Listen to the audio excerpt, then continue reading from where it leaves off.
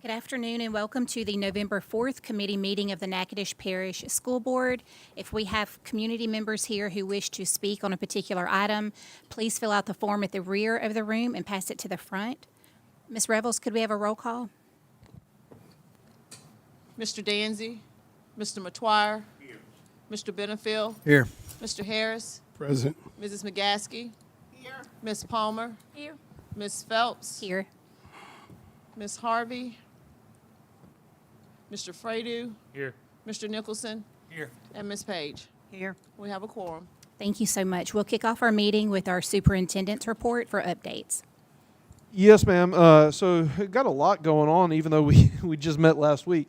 But coming up November 15th, we have the bond election in Provençal. Just a heads up on that. That is a restructuring of old debt and a putting out of new bonds. It combines the current taxing district of taxing district 11, which combines the old Cloutierville and Provençal to really reflect the student body, to make the student body, the attendance zone, reflect the taxing district, which is something that I think most parents are in favor of. They want their tax dollars to go to the schools that their students attend. Also, some projects going on there. If that passes, it'll raise $12.5 million. It will put a new HVA system, address needs for music education, address athletic needs, expand the school, and then also take care of some more infrastructure stuff. Reminder, what this does in terms of someone's tax bill, it would decrease those living in the Provençal area. Remember, not just the city of Provençal, but that Provençal area.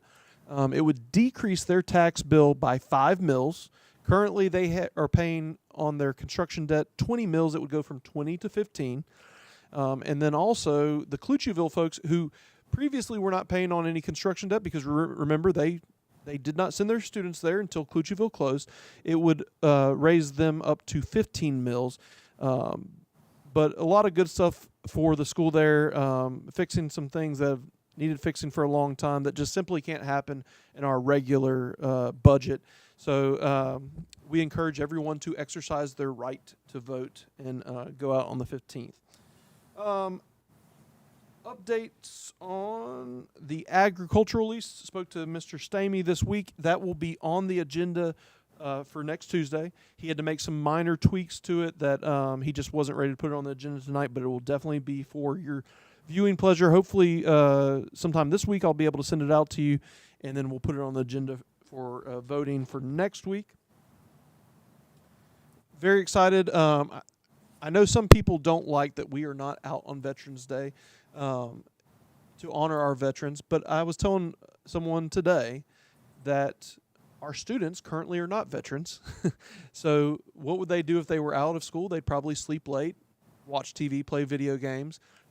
By being in school on Veterans Day, we have an abundance of Veterans Day programs going on. On the 10th, Natchez Central will be having their Veterans Day program, and on the 11th, Lakeview will be having theirs. Remember, they switch off every year because they utilize the same parish veterans to be there. Also, I know of at least ELAB and some other schools. If any board members are interested in attending those, we can get that out to y'all. But we are excited to honor our veterans and have some really neat programs go on. Board members, you also had some audit paperwork that I will not release you from the building until you fill out today because our auditor needs that. So please be mindful of that and get that to Ms. Kanika at the end of the meeting. And it cannot be in purple ink. It has to be... No purple or pink, please blue or black. Also excited, in the next 55 minutes, our Natchitoches Central Lady Chiefs will be in the first round of playoffs at the TP. So hopefully we get out of here where we can possibly go see some of that. And they have had a stellar year. I think they're 27-3. They've only lost 3 games, ranked number 5 in the state. So kudos to them. There's a really neat article about Coach Stokes a few weeks back that also is pretty neat. Check it out and what she's done. Also going to have Royal Martin here next week for y'all. He wants to come talk about the cool things they're doing out in their plant and how they're expanding, also the stuff that we're partnering on, and then also officially present us with the $50,000 check for the LP Vaughn Tankia Palmer playground complex. I think that's what we're calling it. Really quick, also next superintendent report, I think Mr. Nicholson will be reporting on the changes to the superintendent evaluation, which will be taking place in December. Very quickly, I have a bigger item that I want to leave to the end, but very quickly, I want to pull up Miss Ramona Winder. Yesterday, Pastor Harris called me and wanted to make sure we were doing something to food drive. Number one, it's getting close to Thanksgiving, which is traditionally a time that we would be giving anyways, but then compounded with the national news of SNAP going away for now, at least. We have 1 in 6 residents of Natchitoches Parish that are on SNAP. And so I immediately was like, oh, we got to put something together. And then I talked to Miss Ramona, and she's like, I'm already on that. I've already done all the work. So if you'll come up and explain what we're doing for the food drive, and I'm going to post your flyer, Miss Ramona. Good evening to you all. Here it goes. So we are having a canned food drive with our NPSB central office staff. It is going to run concurrently with the annual Christmas cheer drive that's done with the Central Louisiana Food Bank, and some of our schools are participating in the drive. So our theme is Stomping Out Hunger, and so we're kind of going to wear our Western attire on the final day of the drive, which will be on Thursday, December 4th, the day before we get out for that long Christmas festival weekend. And, I have some other surprises in mind for the faculty, but for our staff, but I don't want to reveal that right now. So our staff will be contributing. I've sent an email to ask that they ask family and friends to contribute as well, because of course, the more we collect, the greater the impact we can make in our community. So they're all excited. Look at those faces over there. They're getting their boots and their hats together, but just a way for us to come together to serve this community and to show why Natchitoches Parish School Board is an awesome place to work. So, and if you all want to contribute, Mr. Shirley has already bought some boxes for me, and they'll be placed in our departments here at this location, in the other buildings on our campus, and also down at food service in the maintenance department. And Mr. Baptiste, you haven't heard about it yet, but has he told you? Okay, good. All right. So Echo is going to be contributing to our collection as well. So thank you. All right. Thank you, Ms. Ramona. And sorry. Go ahead. No, I was just going to say December the 4th, we have 3 meetings before then. So this meeting, the 11th, and December 2nd. So board members, I'd like to challenge you to at least bring 10 items to contribute. And if you don't, then we'll make a public spectacle. I'm just kidding. But canned food is very easy to donate, so are dry goods, and very much appreciated. I know they had a shortage of noodles, the ramen noodles. So that's always a big item for kids too. So I challenge each of you to try to bring 10 items to help with that food drive. I also want to say that what we collect will remain in our parish. We'll be able to go to the River. Perfect. Wonderful. Thank you. Yeah, I don't know if leftover Halloween candy counts, but I will take that we'll as take just kidding. all right. So the final item that I left to the last part of the superintendent report is an update regarding the stagger start proposal that was brought before the board in October, and then we had a town hall meeting, which I think due to the weather was somewhat sparsely attended, but we did have really good Facebook contribution. So what I did is I took what the board gave me, I took what we got from the public, and I did not put this as an agenda item, but I'd like to update you on some thoughts that I have moving forward. Again, I think we're shooting for a December vote on that item, but some things we're working on. So what I heard from the people is, let me first start with the first thing I heard from one board member, actually both board members from out in the Comittee area, was that we need to look at Fairview Alpha and Lakeview to see if they are having similar longer bus rides. Remember, we originally didn't include them in this because they weren't part of the city structure that we were trying to address. The answer to that question is, especially those Goldana students, they are facing similar bus route times as the Clucheville students. And so if we move forward with a vote on this item in December, I do think it's important that we investigate the Fairview Alpha Lakeview cohort to address their ridership times, even though we previously weren't doing that. The next comment I saw from a lot of school district staff, and this mainly came via Facebook, but I think some folks also reached out to Ms. Reba, is we have a lot of staff who work at one school, but their students go to another school. This is especially an issue for if you're on one of the stagger times, like say you're at LP Vaughn and you would be starting at the 7:30, and you have a child that goes to Natchitoches Central who's on the 8:15.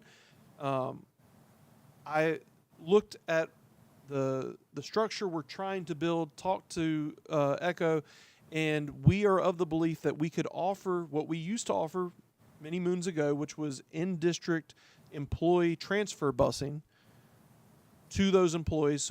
So at this point, I would say that any employees that are concerned about the logistics, it should not be a problem because, for instance, if you have to report at 7 a.m. at LP Vaughn and you have a student at Magnet, we should be able to cover that in-district transfer bus where you can be on time to school or work and your child will be on time.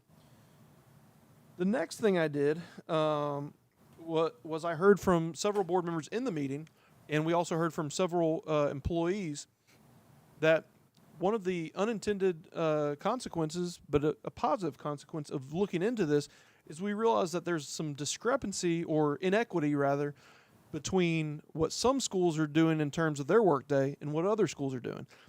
Separate, I want to address that separate from this stagger start time. What we can do, I've already talked to Ms. Martin, who is one of our scheduling gurus, along with Ms. Gilmore. We can address that in conjunction with the stagger start, but also separate from the stagger start, and make sure that high schools, even if one is starting perhaps at 7:45 and one starting at 8:15, if that's the case, we can make sure that their time is equal, so that employees feel like they're not getting one version of a schedule at one school and another version at another school. I think that they have every right to be upset by that, and that's something that we can easily look at. We never have looked at it, but this conversation has brought it up. So again, regardless of the stagger start discussion, we can address those issues when we look at master scheduling in the spring and make sure that there's definite equity between school sites. Finally, I reached out, a teacher I kind of came up with at Pineville is now the chief academic officer in Lafayette Parish, and they just experienced this almost identical to what the board is proposing. They did it for a little different reason. Lafayette, I think, they definitely have over 40 schools, maybe close to 50. Their issue was they wanted to stagger because they were having traffic issues, obviously in Lafayette, larger city, and their traffic issues were caused. At certain times, they did a study that at certain times they were having more bus accidents than at other times, and so they went to a 7:10, 8:10 stagger. Theirs is specifically 7:10 is for the junior highs and high schools, 8:10 is for the elementaries.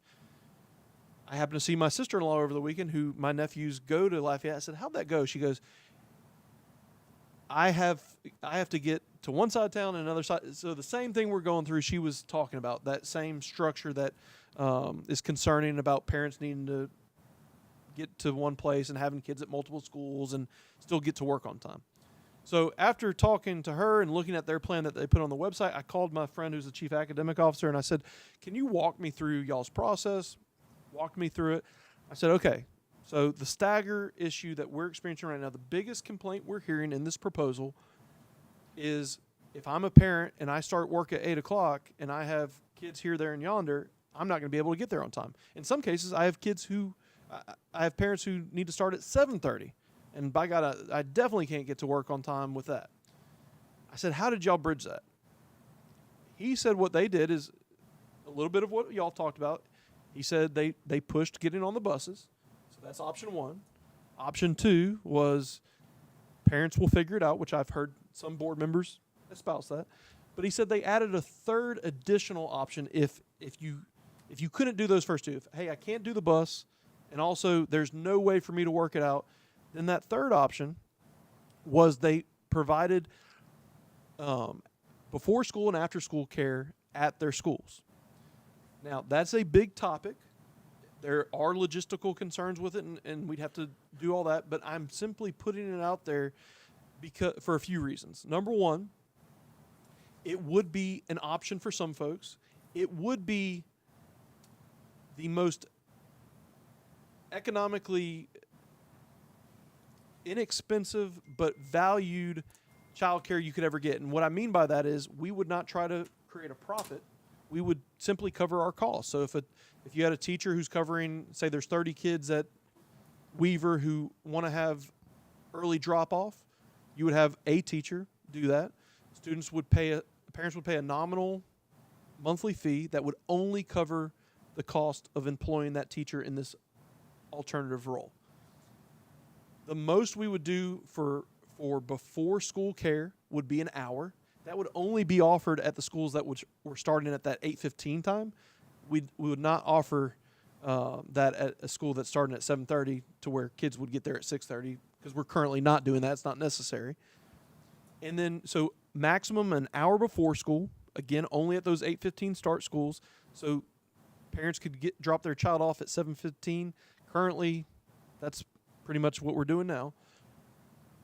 The other thing is you could have after-school care. Now, after-school care, I'll be honest with y'all, I'm somewhat interested in the board exploring this separate from the stagger start. We have had several people from NSU reach out to us over the years asking about that possibility. I'm open to it for a few reasons. Number one, it keeps kids off the street. It provides flexibility for parents, and it provides an alternate avenue for some of our staff to make additional money in a way that's not super heavy lifting for them. I reached out to the superintendent group and asked how many parishes were doing that. I immediately got about 7 responses. Vermilion, I think Acadia, St. Charles. I'm trying to remember the ones. Lafayette, obviously. That's 5 off the top of my head who are doing this. They said it works great for all those reasons. We have a lot of parents who don't get off till 5 o'clock, and we have kids who are going home off the bus and they're just sitting by themselves. We could provide school snacks. We can charge that to the federal government. You can actually cover that completely, and you can have engaging activities for students. And then their parents are paying the cheapest amount you would ever pay for childcare. I mean, I know I was childcare poor when I had 2 children in childcare. After school care is in the hundreds of dollars for a full month. We would make it as cheap as humanly possible to only cover our costs.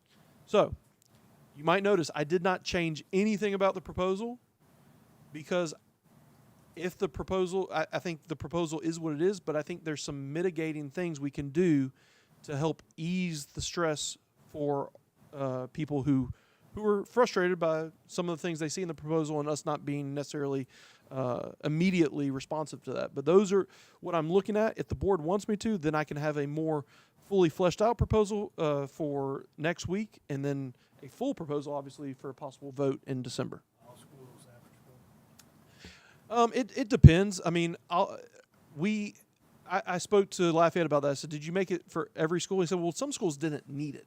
And so it would be one of those things where we would look at the need. The example I would use is, does Natchitoches Central need after-school care? No. I mean, you have so many. I feel like half the population of Natchitoches Central is still at Natchitoches Central at 5 o'clock because they're involved in things. But, we would want to offer it, and we would want to do it in a way that's not a burden on the principal. And, we can deal with a lot of the stuff externally at the district level. But the logistics of it, once you actually get it going, it kind of runs itself. The main thing would be the initial startup, and we would not require principals to be there, until after school lets out. We would these would be self-sustaining programs that just happened on the campus. There's also external agencies. You know, we've talked about whether it be Boys and Girls Club or something of that nature that could maybe help with this. Boys and Girls Club at this point right this second, and I don't want to speak for them, but I've had conversations where they're a little bit, you know, in between things.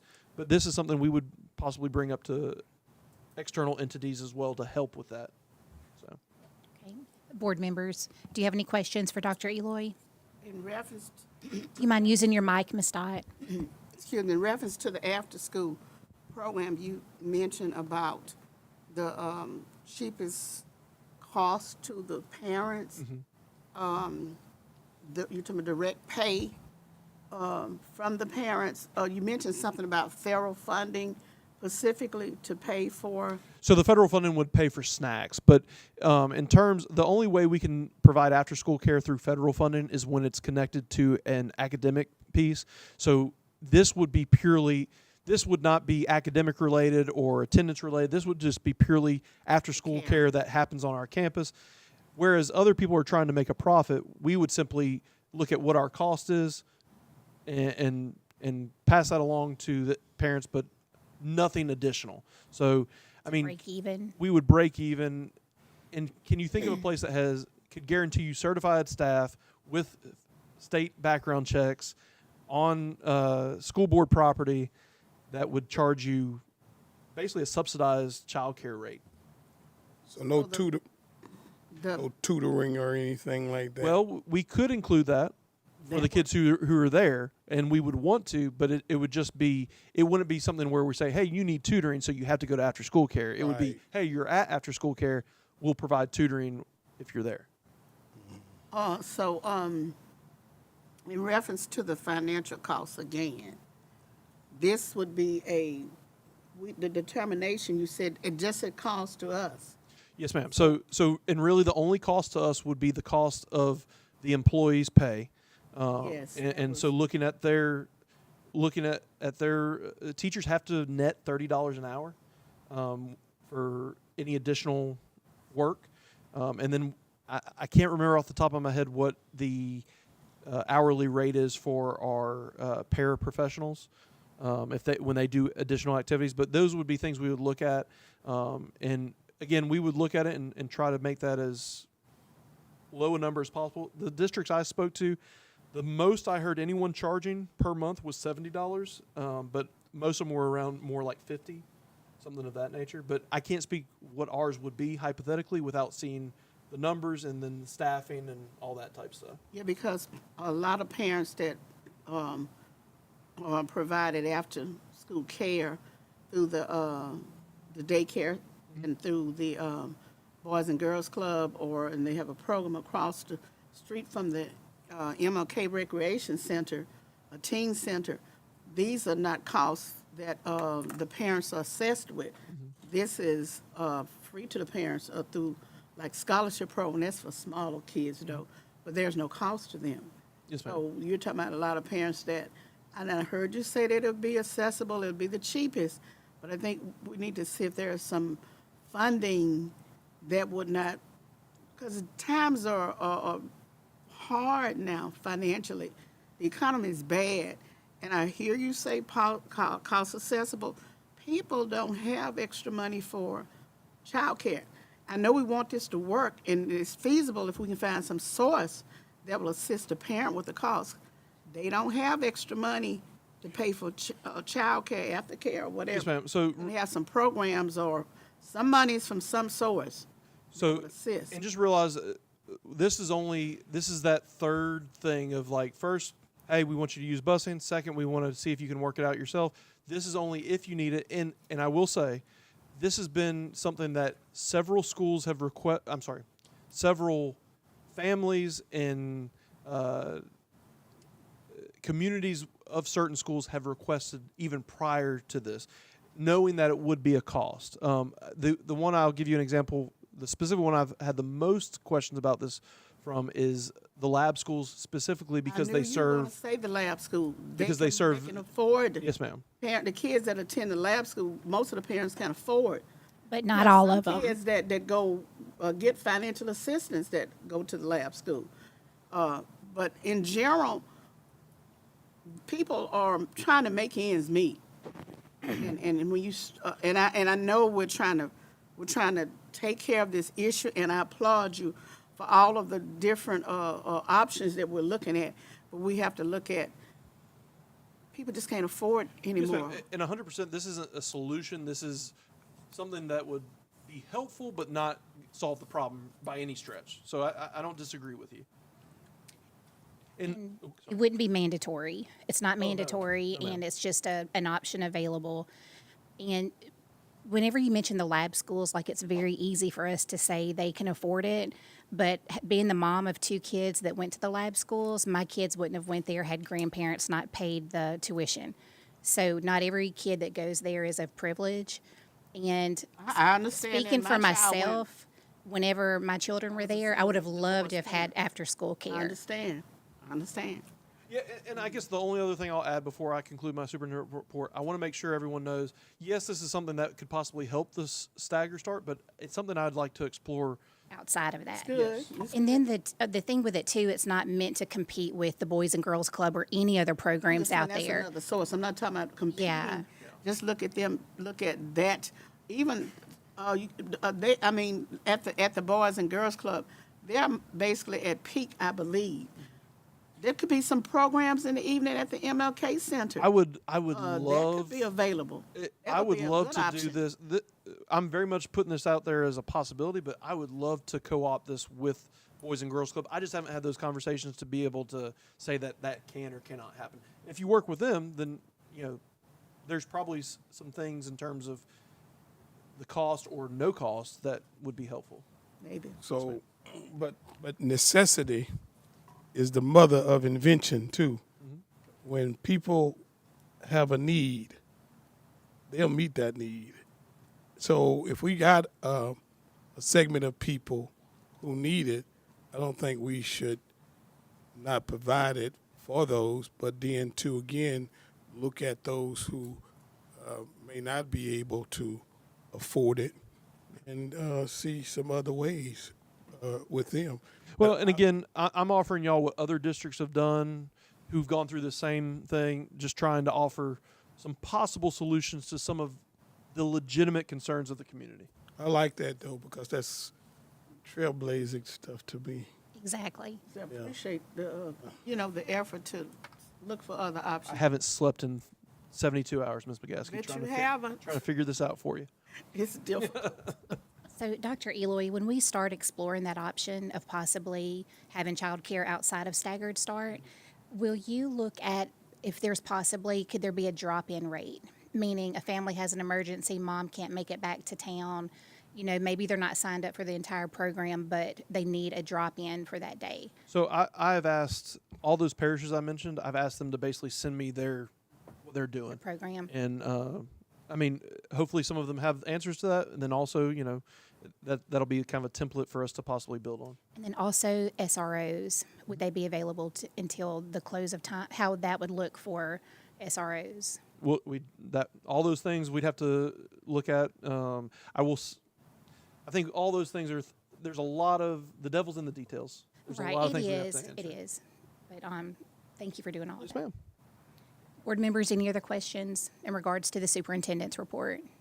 Oh, I just want to say on the stagger start, I feel like there's still a lot of solid info that we need to gather and some questions and just some examples are, we're not being told what routes are running so early, how many kids are on those routes, how many would this be helping versus, I'm not going to say hurting, but not helping as much.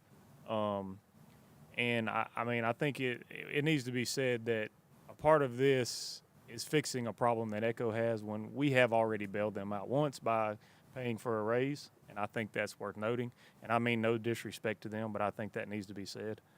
And I appreciate you looking into the Lakeview stuff. I have had nobody from my area reach out to me and tell me they want the times to change. I just thought it needed to be looked into by you, and the child care part is a big part of it, and I think no matter the stagger start, that's something we need to look into. But Would you like me to get with Echo and see how many early routes, and then I maybe think average length of yes, route. something like that. I mean, I just feel like there's some more solid info that could be gathered and presented before I think this is a big decision. I mean, I think this is changing. The world operates around school times and work times, and I think this would be changing how hundreds of families live their lives in town. And I just think a lot of solid info needs to be gathered. And I know you did reach out to us yesterday about, with some, and I was busy, couldn't get to you. So maybe I can get with And this is why I'm advocating for no vote until December, because it gives us time to gather. For sure. Okay. Thank you, Dr. Eloy. Moving on to item 6, informational reports. 6A, the personnel report. Ms. Winder.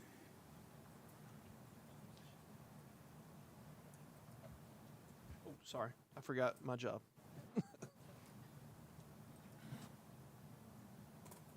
So here's our report. I don't know if you all have any questions, but just, an overview of what's going on in the Personnel Human Resources Department now.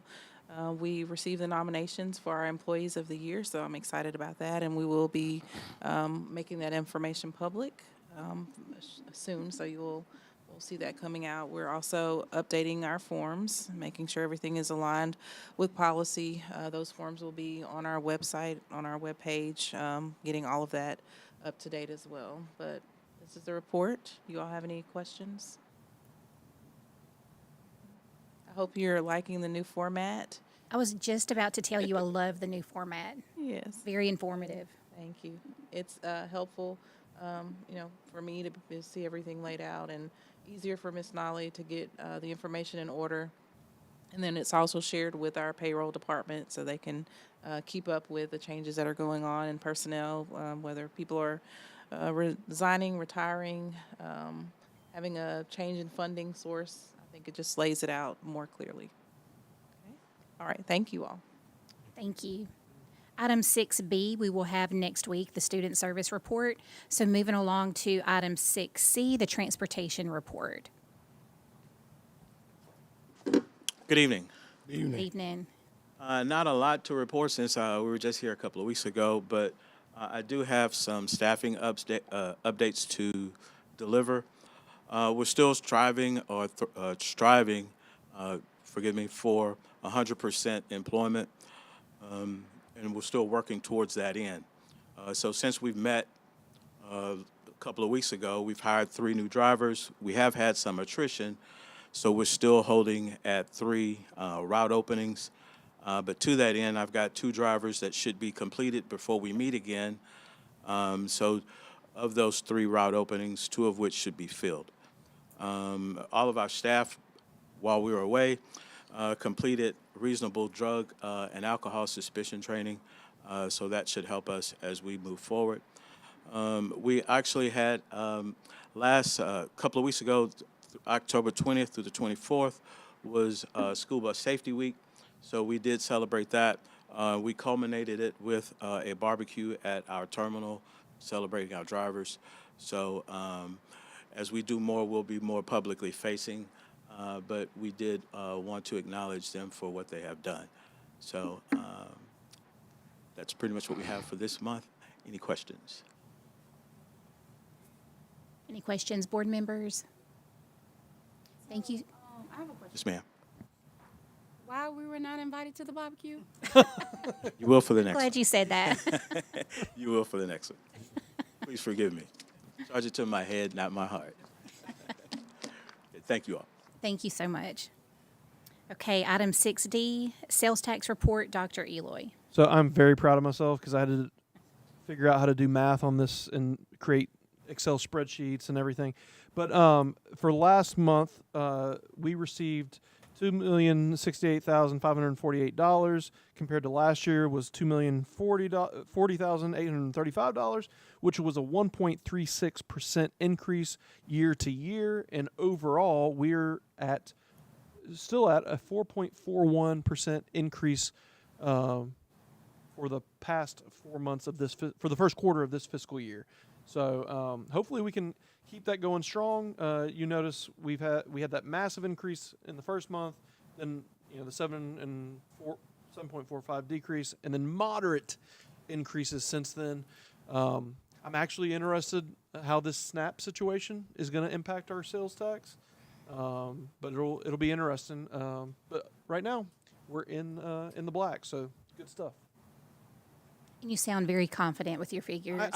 You don't know how long it took me to remember my 8th grade algebra and also get some tutorials on Excel, but I was very proud of myself, yes. Thank you for that report. Item 6E, the maintenance report, Mr. Ryan Shirley. Ryan's on a new report too. Ryan, can you detail what we talked about too, about how this report's actually going to change again? Okay. Good afternoon. Good afternoon. Y'all see that we have a new format. I hope y'all like the way it turns out. It actually will be changing again. We will be adding some additional information. There's some certain things on there that we can't pull right now. I have a meeting with these folks in the morning to gain that information. As you can see, the total open work orders for the month of October was 114. Closed was 89. 10 are pending. Average response is 1.9 days. Major projects complete was 2. Major projects ongoing was 3. I'm not going to go through the individual unless you have a question, but we have the individual work orders for those schools, and you can kind of see what our numbers are like and what schools are actually putting in more work orders than others. On the back of the report, you got your capital improvement projects. Was 3, and your preventive maintenance. That's one of the things we're working on in the morning. We have the work orders. We just can't get them completed out in the system where it will actually report. Just for instance, the 89 work orders you see on the front was actually 98 complete, but some of those work orders won't go into the system and show completed in the system. I don't know why. We're trying to figure that out. And also, we have our magnet modular building for our band is actually up and occupied, so we are using that facility finally. We have some major roof repairs that I will be bringing to Dr. Eloy's attention very shortly. As soon as I get some updates on those of how much material and what it costs to repair them. Pastor Harris out at Fairview is one of those.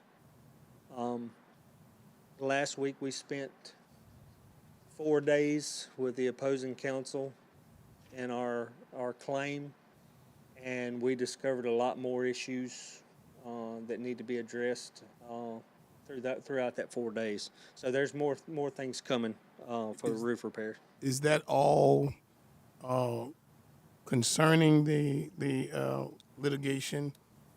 Most of it, yes. Yes, most of it. I don't think we've had really any new damage. I just think we've had an extension of the damage we already had. I think 95% of it would be just continual of what we're fighting. Because this has been going on, I guess, as long as we've As long as I've dealt been with here. Right. Yeah, and I think this is my 9th time to go on those roofs with different people, our council, their council, our engineers, their engineers. It's been a battle. Mr. Shirley, not to switch gears, but the switch on this next month, that the system will put out like the pie graphs and all that. One of the things, Yes, they're putting out pie graphs, bar graphs, the whole nine. I have to get it to where I can enter that in the system. That's part of the thing we're doing. So basically, you will see this information, but it will all be in graph form, and it's actually very nice. so one of the things that I know the board is interested in, I may be stealing one of their questions, is when we have those that are pending work orders over 30 days, are some of these because you're not able to close them out? Yes, just for instance, one of the major ones, our pest control. We're under contract with those, but they send those work orders in for pest control. Well, none of us are over it. Orkin is. Either I'm going to have to figure out how to put those type of vendors in the system, or figure out when the work order says outsourced, how to get that information. So adding on to that question, are there any I guess we call them overdue work orders if they're past 30 days. Are there any of those that you need to specifically tell the board about that are problematic and not related to? Well, the only ongoing things that we have issues with is ceiling tile. Like just for instance, at Fairview Alpha, we replace so many of those and go through so many. We have to order that ceiling tile to get it in, and instead of being able to fix it immediately, sometimes we have to wait for that material to come in. Just like our HVAC projects, we have one at Provençal where we have a unit out in the office. We ordered that unit 3 weeks ago. It was on a 4 to 6 week lead time. So when that goes in, all we can do is communicate with inside the work order saying, this is why it's late. But when you print this report, it don't say, oh, this work order is late for this reason. So board, I just want y'all to be comfortable with this new iteration because y'all have asked, I think, for this in different ways. If there are things outside of the first thing you talked about, that's just a structural thing, which sounds like that'll get fixed. I hope to have that fixed tomorrow. And then if there's anything outside, just, hey, we ordered it, it's on. Right. And it just Y'all want to know depends- specifics about. That's what I was why going to say. Depends on how deep they want me to get into those work orders. Yeah, because we hear a lot of times, I put a work order in and don't know anything about it. And when I say put a work order in, they say it was months and months ago. Yeah. And Well- so, I mean, if there are work orders that are 30 days past due, I I think think it ought to be an we need explanation. to know why. Yeah, well, and here's the thing. They should get that explanation because and I'll reiterate this, I have a Wednesday morning meeting with my guys before we get started. I will reiterate the point.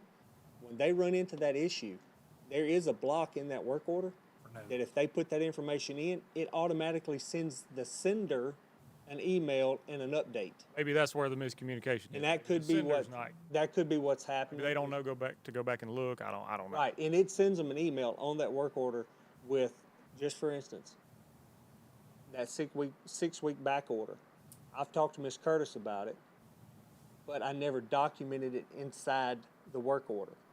If I would have done it in the work order, which now that you said that, she would have got an email on it and had a paper trail. Right. So that's what we're trying to get to, is creating that paper trail. Right, of right, what's what. absolutely. Because within that work order, it says that, for whatever reason it gives, Right. it ought to also send it not only to the sender, but to someone over them too, maybe back to you. Yeah, well, it does. Anytime they come in on a work order, I can see it. Okay, I get if I get 10 work orders a day that they comment on, I'll get 20 emails on those 10 work orders. I get 2 for every one. Every time they respond to something, I get 2 emails that's sent to me. So I Right. get 2 for 1. and it's not like I want to micromanage anything because I just want you to get it done, Yeah, but I want to know as well. I agree. This is about 'Cause I may transparency need for to- y'all. Yeah. I may need to help you. Yeah, and that's a good thing. And once, like I say, once we get it worked out, like on our preventive maintenance side, we can put the work orders in, but we can't close them out yet. Right. So that will give y'all an update on how many preventive maintenance work orders that we do per month on top of the work orders here. But what I've got to get across to our work order senders is we show up on site and they ask us to do other work orders without a work order. Yeah. And then there's a lot of stuff that we do that nobody ever sees because there's never a work order made because we're already on site. And that's on us. Yeah, they got to start doing what. Yeah, no, that's on us. We don't ask them to do it because we're like, well, we're here. We'll go ahead and knock it out. It won't be a big deal. But yeah, that's on us. They're gonna have to start asking them to make a work order. I like the being able to see how many work orders knocked out and all that. But Yeah. but also like on your old report, how you did say, hey, we did this, and we have projects completed here. Well, if I can get it to where it'll print on its own off of that system, and I can do the work orders and everything like I told him with the bar graphs and all that, I don't have to go in and physically put this in. Right. I print it. So if you wanted like the projects and the different stuff that we do on a different page, Yeah. then I don't think it needs that's to be, It doable. doesn't need to be every work order, obviously. Yeah, but yeah, the but- bigger stuff. Yeah, but like I say, on our projects and stuff, yeah, we can add that on there. But it will be just a small report that I have to do and just print this report. That's the good thing about it. Mr. Shirley, you can actually, if that system is set up, probably have these on-site visit extra work Yeah. as an internal work order, and just that way you can log in your stuff and then have it in your. And that's, see, we had very minimal when we started this training on how this system worked. Most of it I figured out on my own. So I'm actually having a kind of a conference call with them tomorrow, and I'm going to ask questions on all kinds of stuff. And that'll allow you to track your activity. So Yes, sir. Yes, sir. So, Mr. Shirley, along those same regards, whenever you do that, whenever you're being flexible and helping employees, even though they didn't put a work order in, I know that has to make your day harder. It's harder to schedule. I have to be at this school at this time and this one at another. So, as a professional, I would encourage you to manage your day where it's less stressful on y'all when you have a schedule. And that's the whole point of your work order system, is to have them file it on there. You're correct, but then again, when you travel from, say, Fairview, and you drive all the way to Marthaville to do one work order, and you get out there and you can knock out 2 or 3, Times easier. it's sometimes time management. It's easier than to do that one work order and come back and catch something else, and that's a Yeah, balance we got to figure it out. is definitely a balance. We need to look at some kind of work order training for certain people on each campus. So I think that's what Shirley's looking in more on our work order system, and I think what's going to come out of that is there's probably going to be not necessarily training, but some must-dos on the school site side in conjunction with him. Right, and the thing about it is, if I get trained, then I can either put together a template for them to go by, or I can train them myself. Okay, any other questions? What about, you got any greenhouse update for me? Nope, call today. He's running from me. So I actually went and checked on that myself today before I texted Mr. Shirley. The pad looks amazing. Everything's cleaned up over there, and she does have her garden going. No, I need that garden inside. Just don't have a greenhouse. Just doesn't have the greenhouse. So it looks need it inside. fantastic, Without a greenhouse. just no greenhouse. Oh, and by the way, you can let them know all that rock and stuff. They can take that tractor and spread that in the driveway. That would be fantastic, and fill in those Well, those look swimming at the pools front we of call that gator potholes. hole, and you see that concrete. Mhm. See how much is washed away there. Mhm. A lot of it needs to go right there. Or Yeah, we're so- gonna lose that sidewalk. All right, guys. Well, thank y'all. Thank you very much. Ms. Palmer, item 7. 7, finance, facilities, services, and insurance. 8, 7A, discuss and consider MOU with Nash Regional Medical Center for Health Occupations Experiential Learning Program. Yes, ma'am. So that's my item. Basically, we have something called Intro to Health Occupations class at the high school, and it requires hospital hours as part of the course. So this is our annual MOU that allows our students to be on the hospital grounds, and the hospital, even in spite of the fire they had, they're accommodating us. So we really appreciate Kirk and his staff and them investing in our students. All right, that concludes finance. Okay, item 9, executive report. Mr. Danzy is not with us tonight. So if you had a chance to look at the executive report, you'll see that it is policy heavy. So items 9A through 9G, you're welcome to take the week to read those. They're all legislative driven and policy driven. So if are there any highlights that you need to mention, or? No, ma'am. Well, what I would say is if you log in to Assembly, there are superintendent notes now. I'm going to try to actually make those larger, but I gave you we were playing with it this week. I gave you 2 or 3 sentences of the heavy stuff.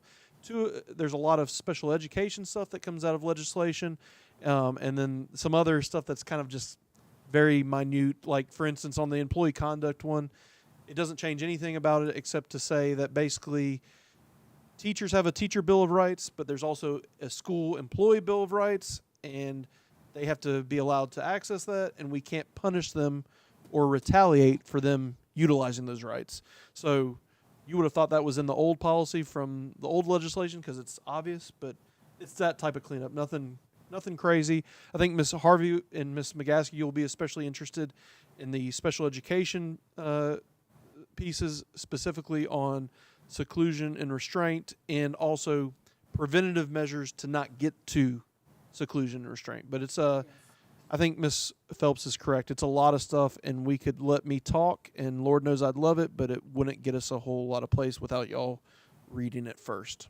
Right, so board members take the week and explore that. Then if you have questions or really no suggestions at all, because it is state mandated. So we'll be able to vote on that next week. And before we leave for the evening, I do want to remind you, I was joking, but not joking about the 10 food items. Like, you would never be embarrassed on this board if you did not bring 10 food items. But try to challenge yourself or maybe the people in your household to please make that donation. It's not a whole lot to ask, and there are 2 additional meetings before that deadline for Miss Ramona. And then 2, sometimes at these board meetings, we do have a moment of silence to discuss people who have passed on. But tonight, it's not a moment of silence. It's kind of a shout out.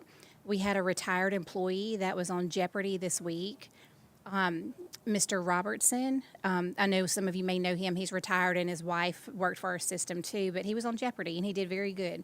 So we're very proud of him in representing Natchitoches Parish Schools.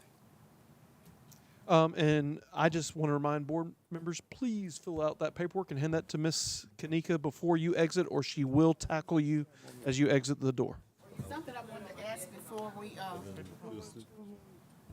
You got to put all the name, they say. She was talking to me. About this. Yes. before we leave. Thank you, Ms. Revels. Question I wanted to ask before we adjourn, in reference to the bids for the bus company, when we're gonna start looking at that? So I have the RFP should be sent to me this week, the shell of it. I will be sending that out. I hope to have the RFP draft to y'all before next week. Thank you for bringing that up. And then also I have a meeting with at least one interested party who wants to get some context of our district. I think it's one of y'all's previous friends, first student, but they are interested. And I think Ms. Kanika setting up a meeting for me. I emailed you about it with first student sometime in the next week or so. But you should have a draft of the RFP. I'm hoping this week. Okay, thank you. Board members, thank you for your service, and we'll see you next week.